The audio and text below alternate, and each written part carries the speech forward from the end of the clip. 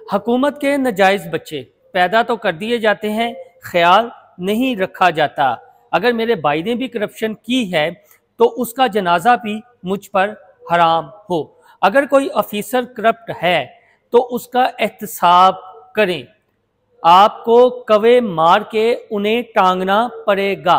जी हाँ, पंजाब असम्बली का बजट पेश कर दिया गया और गर्मा गर्म यहाँ पर बहस भी जारी है हुकूमत और अपोजिशन की जानिब से। ये एक रुकन ने तकरीर की है जिसके मैंने अपने इब्तदाइये में कुछ जुमले अपनी ज़ुबान से अदा किए हैं। अब मेरा मानना यह है कि अगर आपने ये तकरीर नहीं सुनी तो सच पूछें आपने कुछ भी नहीं सुना।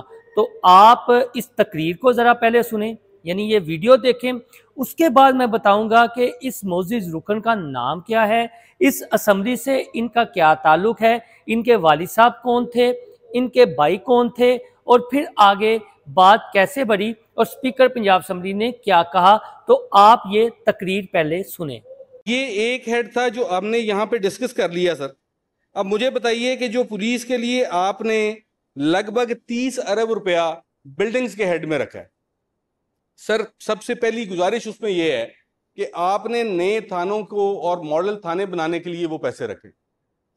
जनाब स्पीकर, मैं आपसे ये समझना चाहूंगा कि गवर्नमेंट ने इस डिपार्टमेंट का फेलियर खुद एडमिट करते हुए सीसीडी बनाई ना, क्राइम कंट्रोल डिपार्टमेंट। जब वो बनाई तो उसका पर्पस क्या था कि क्राइम कंट्रोल नहीं हो रहा, जो हम यहाँ पे पिछले 1.5 साल से रोना रो रहे थे कि क्राइम कंट्रोल करने में, लॉ एंड ऑर्डर मेंटेन करने में गवर्नमेंट फेल हो रही है, उसको इन्होंने खुद एडमिट करते हुए बना दिया एक डिपार्टमेंट। अब पीछे मानदा जो पुलिस है उससे तमाम जराइम तो लेके आपने सीसीडी को रेफर कर दिए सर। मुझे बताएं कि ये 30 अरब रुपए इनके दफातर के ऊपर इन बाबुओं की याशी के लिए क्यों खर्च किए जाएं जब उनका काम कोई नहीं है। जब थानों ने किसी मुकदमे को ट्राई ही नहीं करना, वहां पे बैठ के सर मक्खियां मारनी है, तो जो सीसीडी बनाया फिर ये पैसे उसके लिए बना दे सर, या वो थाने उनको ट्रांसफर कर दें। अब बैठ के आप तहसील लेवल पे एक थाना बनाने की बात करते हैं, जिस इलाके में 10-10, 15-15 थानों से कंट्रोल नहीं था हो रहा, वो एक थाना किस तरीके से कंट्रोल करेगा। अब बैठ के फिर अगले बजट के अंदर हम किसी नई अथॉरिटी का जिक्र करेंगे, किसी नए डिपार्टमेंट का जिक्र करेंगे। अब ये जो डिपार्टमेंट की मैंने 2 हेड्स आपको बताए सर, इससे मजे का हेड इन्होंने एक और रखा हुआ है, उसमें मिसलीनियस के नाम से आपने डिफरेंट डिपार्टमेंट्स का, और मैं माजरत के साथ कोशिश करता हूं कि ऐवान के अंदर सख्त बात ना करूं, किसी के ऊपर जाती हमला ना करूं, लेकिन सर अथॉरिटीज के ऊपर और ये जो नई कंपनीज और नए अंदर जो ये इंस्टीट्यूशंस खड़े करने की कोशिश करते हैं, मेरा हमेशा से मानना है, हो सकता है गलत हो, बट मैं यकीन से ये कहता हूं कि ये हुकूमत नाजायज बच्चे समझती है और इनको पैदा तो कर देती है, लेकिन इनके अखराजात जो है वो उठाने के लिए खुद तैयार नहीं है और उनके अखराजात इस ऐवान के साथ शेयर करने के लिए तैयार नहीं है। ये नाजायज बच्चे जो पैदा हुए इनके साथ कर क्या रहे हैं, ये बैठ के सर हमारी आंखों पे पर्दा डालते हैं। मिसलीनियस हेड के अंदर क्यों, जब डिपार्टमेंट एग्जिस्ट करता है, उसका बजट कोड एग्जिस्ट करता है, उस डिपार्टमेंट के लिए फंड आप मांग रहे हैं, तो फिर आप ये जुल्म क्यों कर रहे हैं कि मिसलीनियस के अंदर भी उन्हीं तमाम डिपार्टमेंट्स की अथॉरिटीज को डाल देते हैं, उसी के अंदर उसके पैसे रखे जाते हैं। क्या वो डिपार्टमेंट की सब्सिडरीज नहीं है? क्या आपको कॉन्स्टिट्यूशन ने इस चीज की इजाजत दी है किसी तरीके से? आखिर में सर, अब मेरी गुजारिश ये है कि हमने यहाँ पे बैठ के ऑपोजिशन की तरफ से अक्सर सुना करप्शन का ववेला, लेकिन हमारे से ज्यादा दास्तानें सर गवर्नमेंट की तरफ से सुनाई जाती है, और वो किस्सा पुराना सुना के हमारे ऊपर डाला जाता है जी 3.5 साल में। मैं इस पे आपकी तवज्जो भी चाहूंगा, मैं आपकी रूलिंग भी चाहूंगा जनाब स्पीकर, कि इस हाउस के अंदर एक पार्लियामेंट्री सेक्रेटरी साहब लॉ के थे, रांझा साहब, उन्होंने तकरीर फरमाते हुए ये बताया हमें, मेरे लिए होशरुबा इंकशाफ था, मैंने आज तक किसी के ऊपर डायरेक्ट एलिगेशन कभी नहीं लगाया, बट उन्होंने फरमान जारी किया कि पिछले 3.5 साल दौर जो पाकिस्तान तहरीक इंसाफ का था, उसके अंदर डीपीओज आरपीओज जो हैं वो ठेके पे लगते थे। कल समीउल्लाह खान साहब मेरे वालिद की उम्र के हैं, मेरे वालिद के दोस्त हैं, मैं इनका बड़ा एहतराम करता हूं, लेकिन इन्होंने भी यही फरमान जारी किया कि नौकरियां जो हैं वो टेंडर हुआ करते थे, जो बोली ज्यादा भरता था वो लग जाता था।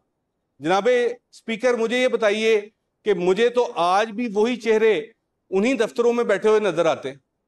मेरे फैसलाबाद के जो डीपीओ से वो आज आरपीओ बन के इसी पंजाब के अंदर लगे हुए हैं, जो उस टाइम के डीपीओ आरपीओ से वो आज एडिशनल आईजी की सीट पे बैठे हैं। हमारे चीफ सेक्रेटरी साहब मेरे लिए बड़े मोहतरम है, मेरा उनके साथ जाती अकीदत का रिश्ता है, उस फैमिली के साथ मेरा अकीदत का रिश्ता है, लेकिन वो उस वक्त एडिशनल चीफ सेक्रेटरी थे। इसी तरीके से जिस बंदे का नाम ले लेंगे सर, हमारे एसीज जो थे वो आज डीसीज बैठे हुए हैं, हमारे डीसीज जो है वो आज बैठे हुए हैं। तो मुझे बताएं हुकूमत किस बर्ज की दुआ है? यहाँ पे आके सर फतवे जारी ना करें, यहाँ इस चीज के ऊपर आप पहरा दें, इनको रोके, और यहाँ पे ये चीज की इजाजत नहीं होनी चाहिए। अगर सरकार ने इल्जाम लगाया, ऑपोजिशन तो इल्जाम लगाती रहेगी, हमारे पास तो कोई ऐसा इंस्टीट्यूट नहीं है, कोई ऐसा मैकेनिज्म नहीं है कि हम एहतसाब कर सके। ये लोग उठे सर, जिस बंदे ने पैसे दिए हैं, मैं अपने घर से एहतसाब कराने के लिए तैयार हूं, खुदा की कसम खा के कहता हूं, अगर मेरे सगे भाई ने भी करप्शन की हो तो मेरे ऊपर उसका जनाजा भी आराम होगा।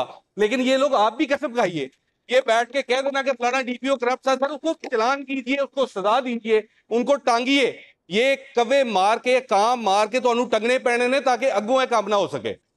अब जनाब स्पीकर, थैंक यू जनाब। सर मेरी गुजारिश तो सुन ले, असल वाइंड अप कर दे, लंबा आपके दोस्तों का वक्त मैंने, मेरे दोस्त टाइम दे देंगे, मैं अगर गलत बात करूंगा या बजट से हटूंगा तो मुझे मैं I really appreciate your strength of your argument. I बड़े पार्लिमानी अंदाज में आपने बात की और बड़ी अच्छी बात की है। सर एक आखिरी चीज जी, आपने ये तकरीर सुन ली। इस मोअज़्ज़ज़ रुकन का नाम है जुनैद अफजल शाही। इनके वालिद साहब जब 2002 में मुस्लिम लीग काफ की हुकूमत बनी थी तो स्पीकर पंजाब असम्बली रहे थे, उनका नाम है अफजल शाही।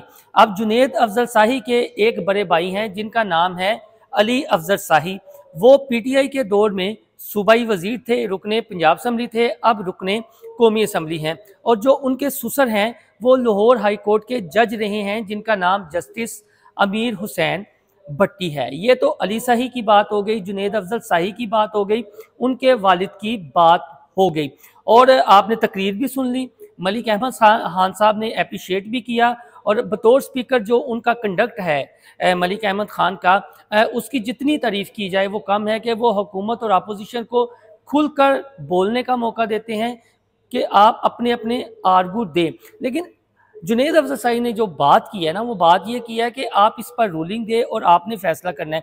अब आप सुनते हैं कि जो हुकूमत में होते हैं, जब वो अपोजिशन में रहे होते हैं तो इल्ज़ाम लगाते हैं करप्शन का, जब हुकूमत में आते हैं तो कुछ नहीं करते। आज की जो अपोजिशन है वो जब हुकूमत में थी तो उन्होंने भी करप्ट अनासर के ख़िलाफ़, यानी ख़ास तौर पर जो ब्यूरोक्रेसी है उसके ख़िलाफ़ कुछ नहीं किया था। लेकिन आखिरी पॉइंट मैं आपको बताता चलूँ कि जो मैंने इस असम्बली का जिक्र किया है, तो अफजल शाही, जो जुनैद अफजल शाही के वालिद हैं, वो उस वक्त स्पीकर पंजाब असम्बली थे। तो राना सनाउल्लाह का एक वाक़या यहाँ पर बड़ा मशहूर है, मैं किसी रोज़ तफसीलन वो वाक़या बयान भी कर दूँगा, जिसके बाद उन्हें इस असम्बली से उठाया भी गया था और ये कहा जाता है कि उन पर बदतरीन तशद्दुद किया गया था। अगर किसी सियासी रहनुमा पर तहरीक का बदतरीन तशद्दुद किया गया तो कहा जाता है कि उनमें से एक राना सनाउल्लाह है। तो उस वक्त जो स्पीकर पंजाब असम्बली थे वो जुनैद अफजल शाही के वालिद अफजल शाही थे। तो ये एक डिबेटिंग, आप ये कह लें कि पंजाब असम्बली है, यहाँ पर सख्त बातें भी होती हैं। लेकिन मुझे ये लगता है, मेरी ये तीसरी असम्बली है बतौर साफ़ी जिसे मैं कवर कर रहा हूँ, और जितनी भी तकरीरें यहाँ पर हुई हैं मुझे ये बेहतरीन तकरीर लगी है। अगर इस तकरीर को ही बुनियाद बनाकर आज कोई फ़ैसले कर लिए जाएँ तो मेरे ख़्याल में ब्यूरोक्रेसी भी कंट्रोल में रहेगी, और जो सियासतदान एक दूसरे पर करप्शन के इल्ज़ाम लगाते हैं शायद उनका भी फ़ैसला हो जाए और फिर ये डिबेट ख़त्म हो जाए, और ये जो हमारे अवामी नुमाइंदे हैं वो फिर अवाम की फ़लाह के लिए कुछ सोचें बजाय एक दूसरे पर इल्ज़ामात लगाने के। तो ये तकरीर बार बार सुने, समझें, और पसंद आए तो अपने दोस्तों से भी शेयर करें। अल्लाह हाफिज़।